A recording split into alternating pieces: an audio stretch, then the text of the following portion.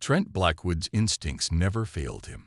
16 years in galactic security had honed his ability to spot inconsistencies, and something about the new communication specialist definitely didn't add up. He watched her from across the crowded mess hall of Orbital Station Phoenix. Nisha Valari, according to her credentials, was supposedly a refugee from the war-torn Cygnus system. Her skin had the signature violet undertones of the Cygnus people, her black hair falling in waves past her shoulders. But the way she carried herself, with practiced grace that seemed almost deliberately subdued, told a different story. "You're staring again," remarked Julian, his second-in-command, sliding into the seat across from him with a tray of synthetic protein. "That's the third time this week." Trent took a sip of his coffee, his eyes never leaving the woman. "Something's off about her. Maybe you're just attracted to her like every other officer on this station," Julian suggested with a smirk. Trent ignored the comment. "Did you pull the records I asked for?" Julian's expression turned serious as he slid a data chip across the table. "Her background checks out on paper, but there are gaps. Convenient gaps that coincide with Senderi diplomatic incidents." Trent pocketed the chip. "And the biometric analysis? Inconclusive, but the gate recognition software flagged similarities to someone in the restricted database." That was all Trent needed to hear. He stood, leaving his half-finished meal behind. "Cover for me. I'm going to pay Ms. Valari a visit." As he made his way through the station's curved corridors, Trent mentally reviewed what he knew about the Senderi Empire, a highly advanced species with remarkable shape-shifting abilities. They maintained a cautious alliance with Earth's unified government. Their royal family was notoriously secretive, and their princess had reportedly disappeared during a diplomatic mission 3 months ago. The timing matched Nisha's arrival on Phoenix Station perfectly. Trent reached the civilian quarters section and paused outside her door. Protocol dictated he should inform command before confronting a potential foreign dignitary, but if he was wrong, he'd face serious repercussions for harassing an innocent refugee. He decided to trust his instincts and pressed the chime. The door slid open to reveal Nisha in standard station casual wear, her expression shifting from neutral to guarded when she recognized him. "Chief Blackwood," she said, her voice carrying a subtle musical quality that most humans missed. "How can I help you?" "I was hoping we could talk privately, Ms. Valari, or should I say, Princess Sorenna of the 7th House of Senderi." The change was immediate. Her posture straightened, eyes narrowing with a predatory focus. "You'd better come inside." As soon as the door closed behind him, she pressed a small device against the wall. A soft pulse emanated from it, disabling any surveillance equipment. "How did you know?" she asked, no longer attempting to disguise the regal bearing that now seemed so obvious. "Little things," Trent replied, keeping a cautious distance. "The way you instinctively straighten dishware before eating, the perfect posture you maintain even when tired, the fact that you understand obscure diplomatic protocols no communication specialist would ever need to know." A slight smile played at her lips. "I underestimated human perception. I was told your species relies too heavily on visual cues. That's what the Senderi ambassador wants you to believe." Trent crossed his arms. "Why are you here, Princess? Your disappearance has caused quite the diplomatic incident." She moved to a small cabinet, withdrawing a bottle of blue liquid and 2 glasses. "Would you care for a drink? It's not poisoned, I assure you." "I'll pass." Nisha, or rather, Sorenna, poured herself a glass and took a delicate sip. "My disappearance was necessary. I'm sure you've heard about the assassination attempt on the unified government's president. The one your government denies any involvement in." "Because they weren't involved," she replied sharply.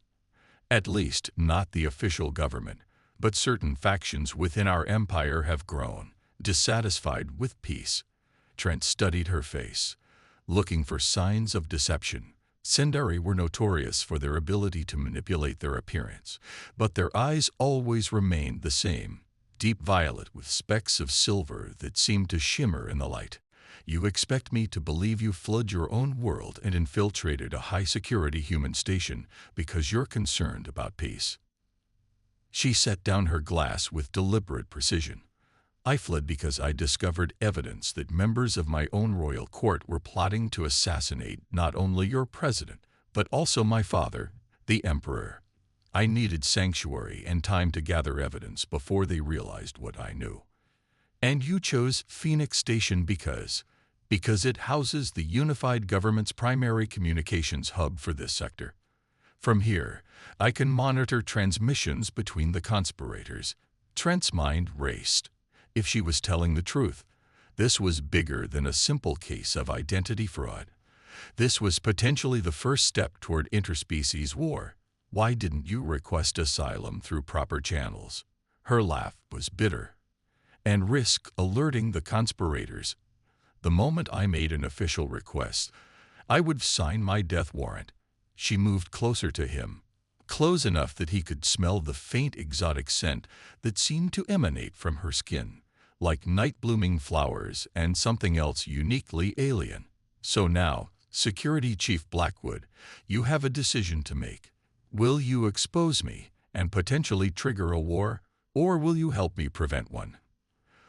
When he didn't immediately respond, she reached up and touched his face gently. I can make it worth your while to keep my secret. Her voice lowered to a whisper. I'm told human men find secondary women intoxicating. Trent caught her wrist, removing her hand from his face. If you're trying to seduce me into silence, Princess, you've gravely misunderstood human honor. Rather than being offended, she smiled, a genuine smile that transformed her face. Good, that was a test. I needed to know if you could be bought with physical favors. And if I could, then you wouldn't be trustworthy enough for what I'm about to ask. She moved to a hidden compartment in the wall, retrieving a data crystal that glowed with an inner light. This contains partial evidence of the conspiracy. Names, meeting locations, planned targets. But it's not complete, and it's encoded in a way that only royal secondary technology can decrypt. She held it out to him. I need your help, Chief Blackwood. Not just to maintain my cover, but to gather the remaining evidence before the conspirators make their move. Trent didn't take the crystal. You do realize that by not reporting you immediately, I'm violating at least 6 different security protocols. Yes, she said simply. And I'm violating my royal oath by seeking help from an outsider. But sometimes, protecting our people requires breaking the rules that govern them. Her words struck a chord. Throughout his career, Trent had occasionally been forced to make similar choices, putting the greater good above strict adherence to protocol. If I help you, he said carefully, I need complete transparency. No more secrets. No more half-truths. Sorenna nodded. Agreed. And if at any point I believe you're lying to me or endangering this station, I'll expose you immediately. I would expect nothing less. She offered the crystal again. Partners, then. Trent finally took the crystal, feeling its unusual warmth against his palm. Partners. But this stays between us for now. Not even my second knows the full truth. Understandable. Trust is a luxury in times like these. She paused, studying him with those remarkable violet eyes. You're taking quite a risk for someone you just met. Why? Trent pocketed the crystal. Because my job isn't just to follow rules, it's to protect people. If what you're saying is true, a lot of innocent lives are at stake. And if I'm lying, then I'll deal with the consequences of my poor judgment. A genuine respect seemed to grow in her expression. You're an unusual human, Trent Blackwood, and you're an unusual princess, sneaking around space stations and recruiting security officers. For the first time since he'd entered her quarters, she laughed, a sound like wind chimes in a gentle breeze. I suppose we're both breaking the molds we were cast in. As Trent prepared to leave, planning their next steps, he couldn't help but wonder if he was making the right choice. His career, possibly even his life. now hinged on trusting the word of an alien princess who had already proven herself capable of elaborate deception. Yet something in her eyes, in the way she spoke of protecting both their peoples, rang true to him. And if there was even a small chance she was right about the conspiracy, he couldn't risk ignoring it. "Tomorrow," he said at her door, 600 hours. "Meet me in Cargo Bay 7. It's scheduled for inventory, so we'll have privacy." She nodded. "I'll be there." As the door closed between them, Trent knew he was crossing a line from which there would be no easy return. Whatever happened next would change everything. For him, for her, and possibly for humans and Senderi everywhere. Danger in the shadows. Cargo Bay 7 was eerily quiet at 600 hours. The massive space filled with shipping containers and supply crates that created a labyrinth of metal and shadows. Trent arrived 15 minutes early, running a security sweep to ensure they wouldn't be interrupted or monitored. He heard Sorenna before he saw her. The soft footfalls that were almost imperceptible even to his trained ear. She emerged from between two tall storage units, dressed in the standard gray jumpsuit of station maintenance personnel. "Clever disguise," he commented. "Maintenance workers are practically invisible on this station." "A lesson I learned early in royal life," she replied. "The best way to hide is often in plain sight. Wearing the uniform of those others don't bother to notice." Trent led her to a small alcove he had prepared, equipped with a portable security shield and basic decryption equipment. "Did you bring the crystal?" She reached into an inner pocket and produced the glowing data crystal. "I've been analyzing what I can, but without proper equipment." "Let's see what we're dealing with." Trent inserted the crystal into his modified data pad, watching as strange symbols scrolled across the screen. "This is definitely not standard encryption. It's the royal cipher," Sorenna explained, leaning close to him, close enough that he could feel the warmth radiating from her body. "Modified with personal markers unique to the conspirators. I can translate the base language, but some of these symbols are unfamiliar even to me." For the next hour, they worked side by side, her knowledge of Senderi language complementing his expertise in pattern recognition and security algorithms. Gradually, fragments of information emerged from the encrypted data. "Look at this." Trent pointed to a series of coordinates. "These match key strategic locations in both human and Senderi space." Sorenna's expression darkened. "Targets. They're planning simultaneous attacks to trigger maximum chaos. And here, a list of names. Some of these are high-ranking officers in the unified fleet. And these," she indicated another section, "are members of my father's inner council. The conspiracy runs deeper than I feared." Trent sat back, running a hand through his short brown hair. "This isn't just about assassination. They're planning a full-scale conflict.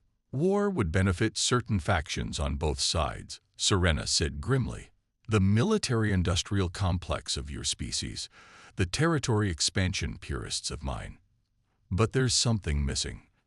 Trent scrolled through the data again.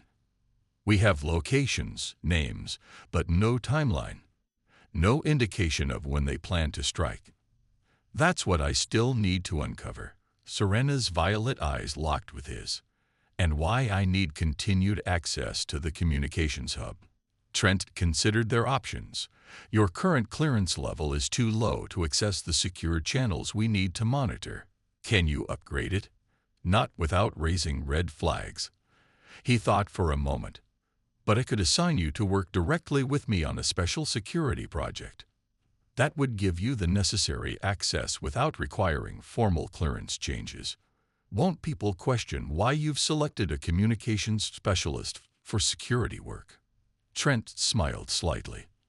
"I'll tell them I'm training cross-department liaisons to improve emergency response times. It's a pet project I've been pushing for months."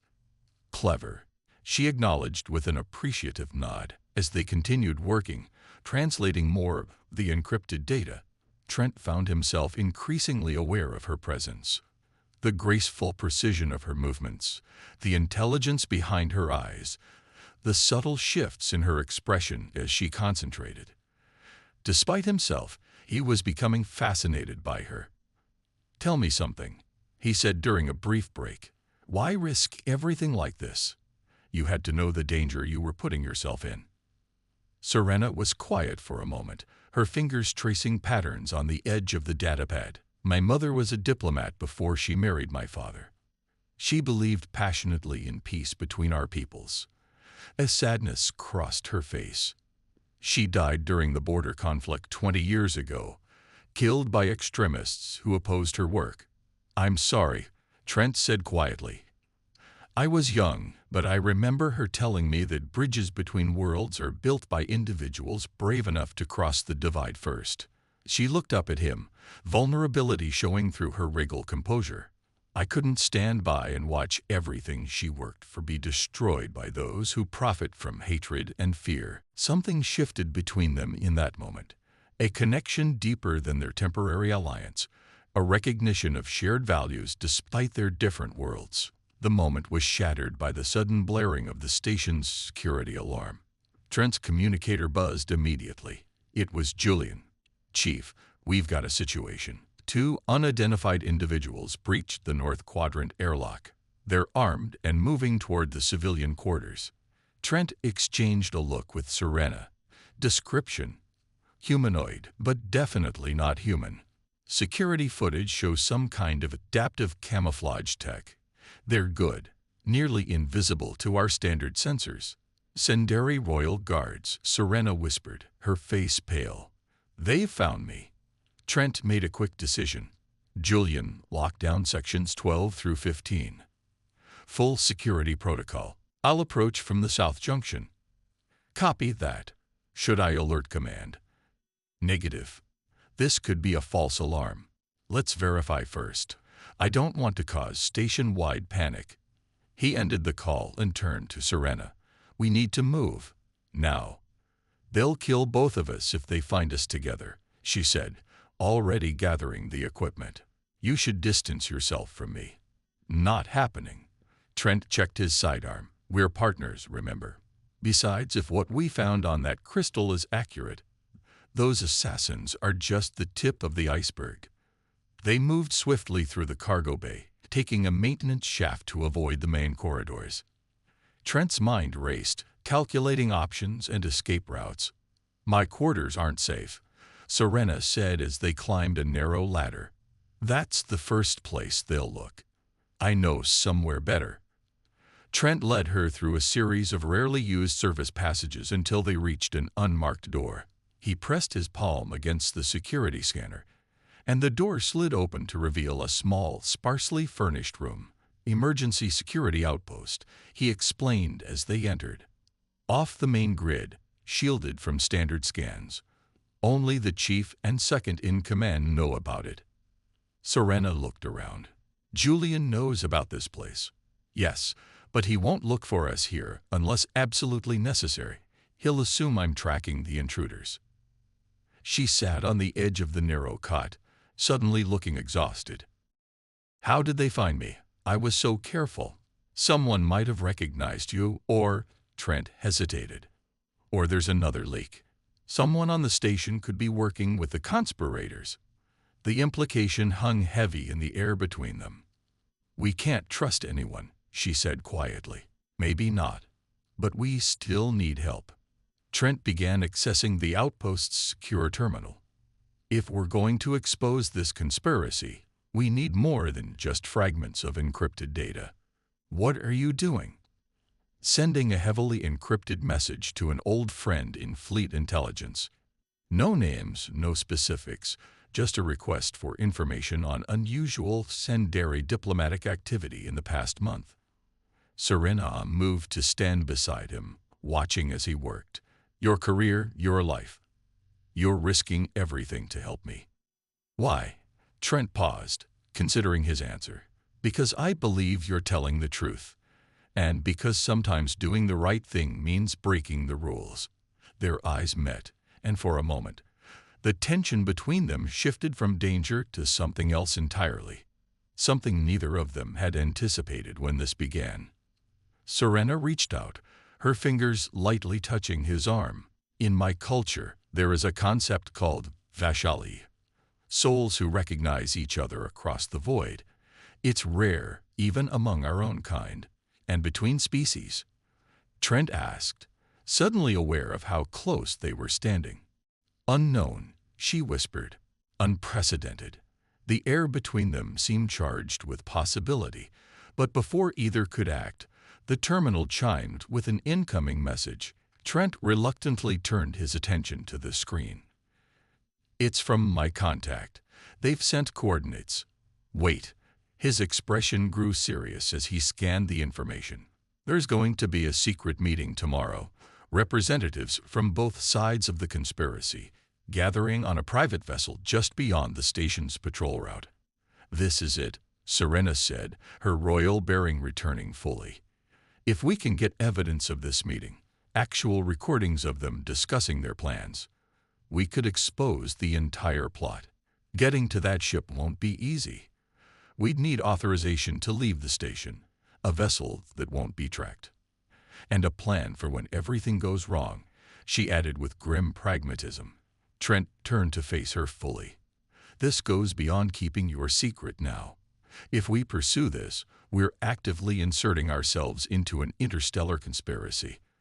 There's no turning back. Sorenna stood tall, every inch the princess despite her maintenance worker disguise. I crossed the line of no return when I fled my world, Trent. The question is, are you prepared to cross it with me? In that moment, looking into her eyes, Trent realized that something fundamental had changed for him. This wasn't just about duty anymore, or even about preventing a war. It was about her, this remarkable being from another world, who had upended his carefully ordered existence. I'm already across, he said quietly. Let's end this conspiracy, princess, together. The smile she gave him was like sunrise after endless night, and Trent knew that whatever happened next, his life would never be the same again. The unmarked shuttle drifted silently through space, its systems running at minimal power to avoid detection. Inside, Trent checked their position relative to the coordinates they'd received. 10 minutes until we reached the rendezvous point, he informed Sorenna, who was adjusting the specialized recording equipment they had borrowed from the station's intelligence section. She nodded, her violet eyes focused on the task at hand. She'd abandoned her human disguise, revealing her true tsundere appearance. Her skin a deeper shade of violet with subtle luminescent patterns that followed the contours of her face, her white-silver hair now flowing freely to her waist. The recorder is calibrated to penetrate their ship's hull and capture both audio and visual data, she said.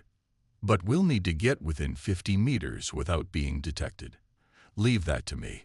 Trent had disabled the shuttle's transponder and modified its heat signature to mimic space debris. It was risky. Any patrol ship might target them as garbage to be cleared.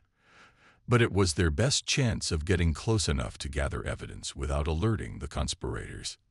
As they approached, a sleek vessel came into view, neither clearly human nor tsundere in design, but a hybrid that spoke of covert collaboration. There, Sorenna pointed to a particular section of the ship. That's their meeting chamber. The hull is thinnest there. Trent maneuvered their shuttle into position, using short bursts from the maneuvering thrusters to avoid creating a detectable energy signature. They held their breath as they drifted closer, finally coming to rest at the optimal distance. Activating recorders, Sorenna whispered, though there was no need for quiet in the vacuum of space. Some instincts transcended logic. The equipment hummed to life, and slowly, images and voices materialized on their display screen. The meeting chamber contained 8 individuals, 3 humans in unified fleet uniforms, 2 in civilian attire that screamed corporate wealth, and 3 tsundere, including one whose elaborate attire marked him as a high-ranking noble. That's Lord Ventax, Sorenna breathed, pointing to the noble, my father's cousin and third in line to the throne. They listened intently as the conspirators discussed their plans, simultaneous attacks disguised as terrorist incidents, carefully designed to trigger retaliatory responses from both governments. The preparations for the Emperor's visit to Earth are our perfect opportunity, Lord Ventax was saying. Both leaders in one location, and security will be divided between protocols. The resulting power vacuum will allow us to implement the emergency protocols we've embedded in both systems, added one of the human officers, a stern-faced woman with admiral's insignia. Within hours, we'll have control of both military commands. Trent and Sorenna exchanged horrified glances. This was bigger than they had imagined, not just an attempt to trigger war, but a coordinated coup across two civilizations. We're getting everything, Trent confirmed, checking the data stream. This is the evidence we need. Just as he spoke, alarm lights flashed across their control panel. They've spotted us, Sorenna said, fingers flying across the console. Security scan just locked onto our position. Grabbing what we can and getting out. Trent downloaded the recording data while firing up the shuttle's main engines. Hold on. The shuttle lurched forward just as a weapons lock warning sounded. Trent executed a series of evasive maneuvers, pushing the small craft beyond its designed capabilities. They're pursuing, Sorenna reported, monitoring the sensors. Two smaller craft, heavily armed. Can you get a message to the station? We need backup. She shook her head. Communications are being jammed. We're on our own. A blast rocked their shuttle, sending them spinning briefly before Trent regained control. Shields at 40%, Sorenna announced, strapping herself more securely into her seat. Another direct hit like that, and we're finished. Trent's mind raced through options. They couldn't outrun their pursuers, couldn't outgun them, and couldn't call for help. There was only one choice. The asteroid field, he said, nodding toward a dense cluster of space rocks ahead. It's our only chance. That's suicide. So is staying here. He pushed the engines to maximum, hurtling toward the dangerous field. I've flown rescue missions through worse. As they entered the asteroid field, Trent's world narrowed to immediate survival. Dodge left, thrust up, roll right. Cut engines, drift past the massive rocks spinning toward them. Their pursuers were skilled, but their larger ships were less maneuverable in the tight spaces between asteroids. A tremendous crash behind them signaled the destruction of one pursuer as it collided with an asteroid. The second ship continued the chase, but at a more cautious distance. We might make it, Sorenna said, hope edging into her voice. Then, disaster struck. A fragment from an exploding asteroid slammed into their port engine, sending them into an uncontrolled spin. Warning lights flashed across every system as the shuttle careened toward a massive asteroid. Trent fought the controls, managing to avoid a direct collision, but still scraping along the asteroid's surface with a horrific screech of tearing metal. Engine failure. Life support compromised. Sorenna shouted over the alarms. Emergency landing. Trent replied through gritted teeth, spotting a relatively flat area on a larger asteroid ahead. Brace for impact. The landing, if one could call it that, was brutal. They hit hard, skidding across the rocky surface before coming to rest in a cloud of dust and venting atmosphere. Silence fell, broken only by the hiss of escaping air and the occasional spark from damaged systems. Sorenna? Trent called, unbuckling his harness with difficulty. His side hurt, possibly broken ribs, and blood trickled from a cut on his forehead. Here, she replied weakly from the floor where she had been thrown. I'm alive. He helped her up, noticing she favored her left leg. The data. She patted a pouch at her waist. Secured. But it doesn't matter if we die here. Trent checked their systems. Life support is failing. We've got maybe 2 hours of breathable air.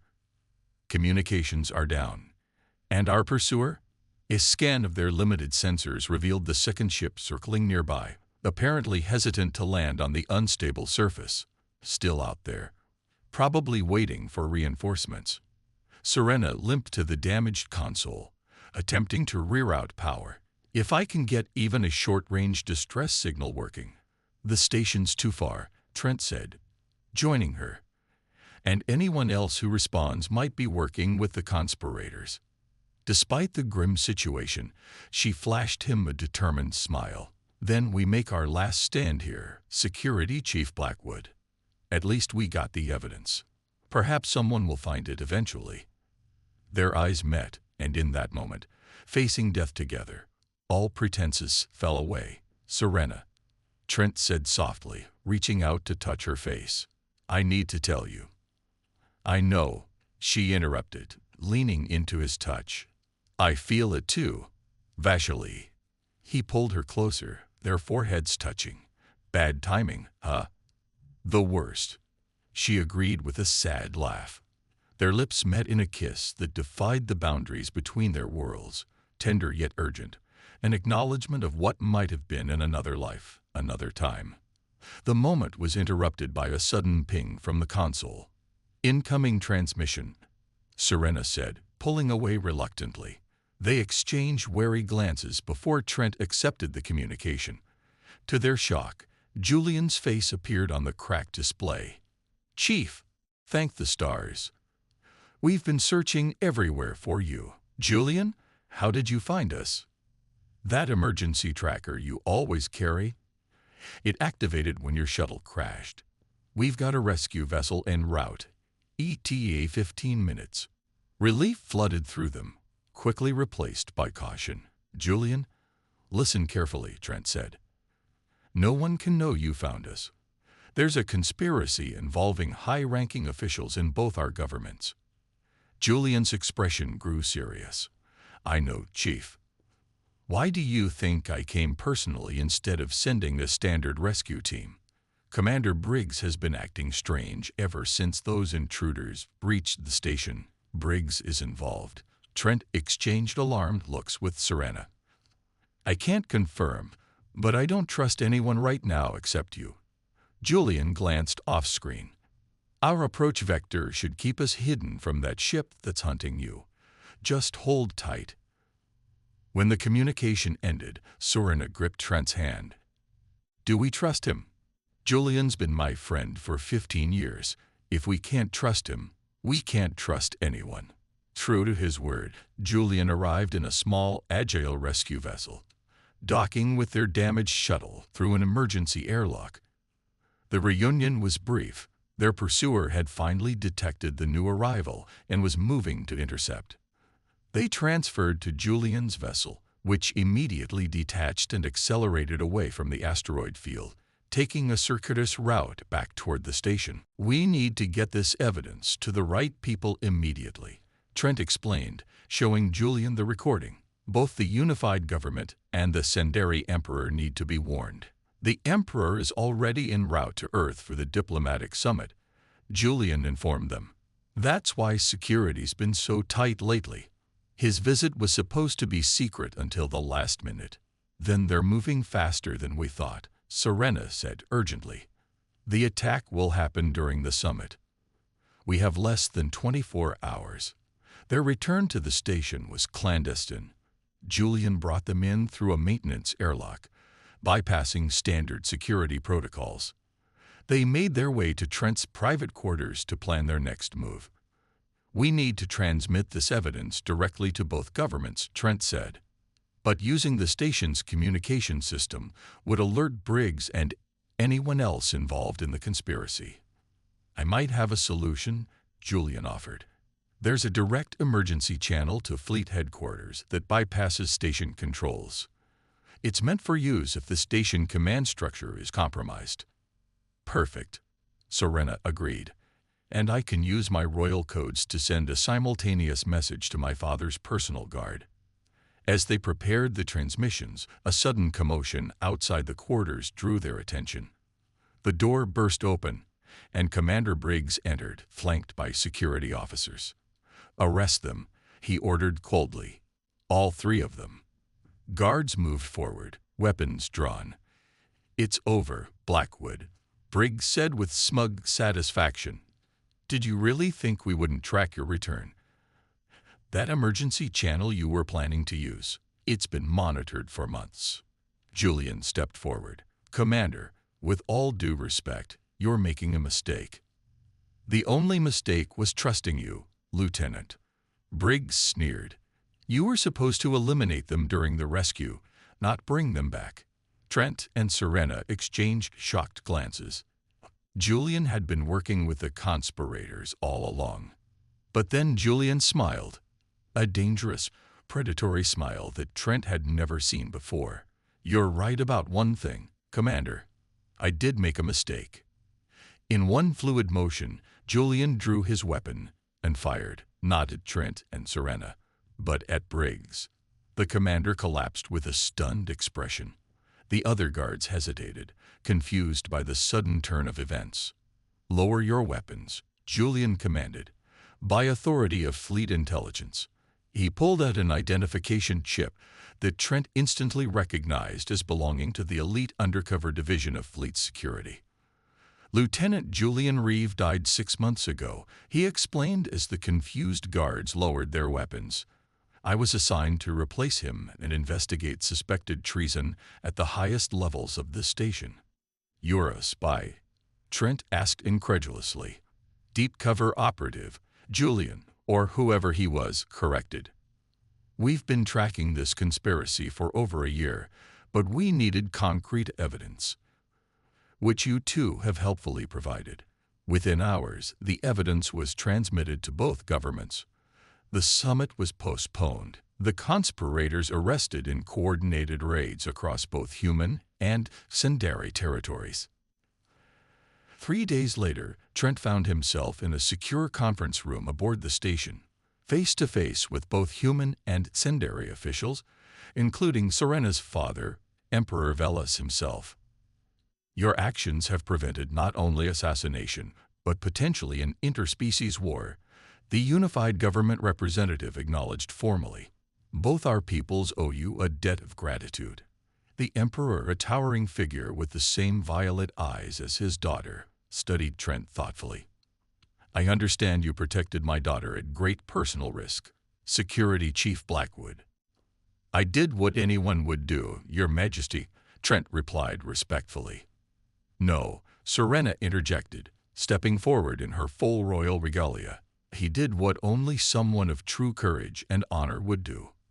Father, Chief Blackwood didn't just save my life. He helped save both our worlds. The Emperor nodded slowly. Then perhaps it is fitting that he play a role in bringing them closer together. To Trent's astonishment, the Emperor announced the creation of a new joint security force, a first-of-its-kind collaboration between humans and Sendari, with Trent named as its first director.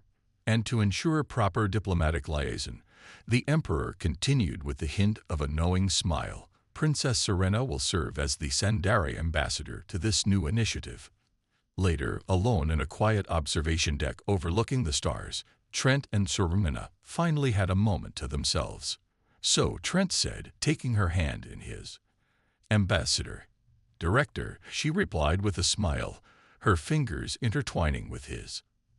This won't be easy, he warned. There's never been a human-Sendari relationship at our level.